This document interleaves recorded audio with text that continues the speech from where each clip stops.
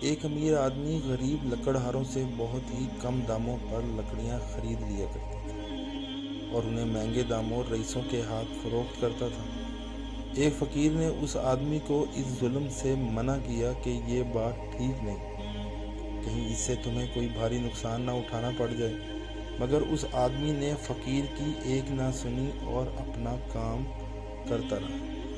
پھر ایک دن خدا کا کرنا ایسا ہوا کہ اس آدمی کے گھر میں یکایک آگ لگ گئی۔ سب حیران تھے کہ آگ کیسے لگی۔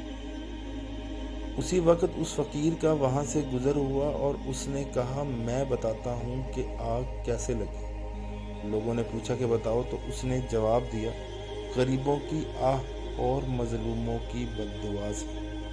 بے شک ہمیں بھی مظلوم کی بد دعا سے بچنی چاہیے اور کسی پر ظلم نہیں کرنا چاہیے۔